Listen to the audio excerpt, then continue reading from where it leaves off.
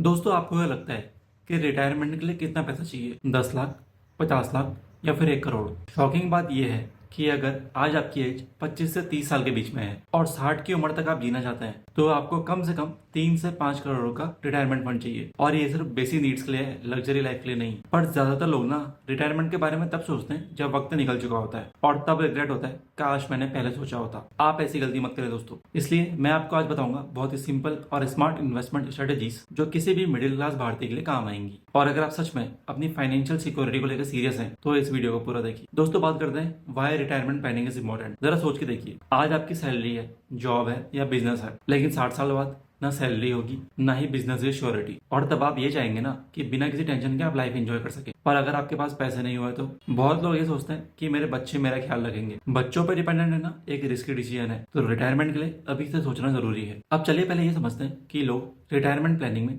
सबसे ज्यादा गलती कहाँ करते हैं। पहली गलती दोस्तों, saving is not equal to investing. सिर्फ पैसा बचाने से कुछ नहीं होगा। अगर आप 5,000 रुपए हर महीना एफडी या फिर सेविंग अकाउंट में डाल रहे हैं तो इन्फ्लेशन आपका पैसा खा जाएगा। Investment is the key. दूसरी गलती है अभी तो टाइम है वाला एटीट्यूड। लोग सोचते हैं कि रिटायरमेंट प्लानिंग 40 या फिर 50 साल बाद शुरू करेंगे, लेकिन अगर आप 25 से 30 साल की एज में शुरू करते हैं तो आपको कंपाउंडिंग का फुल बेनिफिट मिलेगा। गलती 3 है सारे संतरे एक ही बास्केट में, यानी कि सिर्फ एक ही टाइप का इन्वेस्टमेंट करना, जैसे एफडी या फिर गोल्ड। ये एक बहुत बड़ी गलती है। आपको डाइवर्सिफिकेशन चाहिए। अब मैं आपको 5 इन्वेस्टमेंट ऑप्शंस बताऊंगा जो आपके रिटायरमेंट के लिए परफेक्ट है। पहला है equity mutual funds, SIP. Example, अगर आप 25 की एज में 50,000 पर मंथ की एसआईपी शुरू करते हैं और आपको 12% का एवरेज रिटर्न मिलता है तो 60 साल की एज तक आते आते आपके पास 5 करोड़ प्लस का कॉर्पस बन सकता है। दूसरा है दोस्तों PPF, public provident fund. PPF एक सिक्योर ऑप्शन है जिसमें आपको टैक्स बेनिफिट्स मिलते हैं। आप हर साल 1.5 लाख तक इन्वेस्ट कर सकते हैं और ये 100% टैक्स फ्री है। तीसरा है दोस्तों एनपीएस, नेशनल पेंशन स्कीम।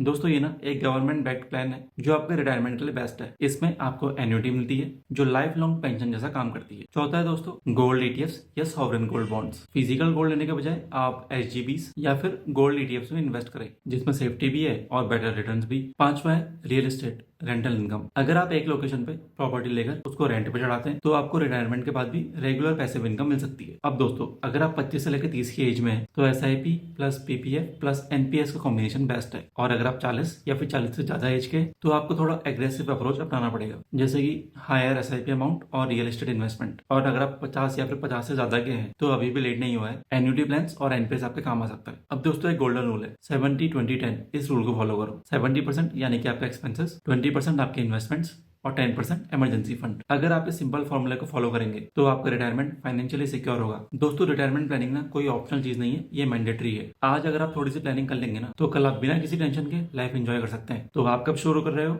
नीचे कमेंट में जरूर बताओ। और अगर आपको वीडियो पसंद आई हो तो लाइक, शेयर और चैनल को सब्सक्राइब करना मत भूलना। मैं मिलता हूँ नई वीडियो में नए टॉपिक के साथ। तब तक अपने फ्यूचर के लिए सोचिए और स्मार्ट इन्वेस्टमेंट डिसीजन लीजिए।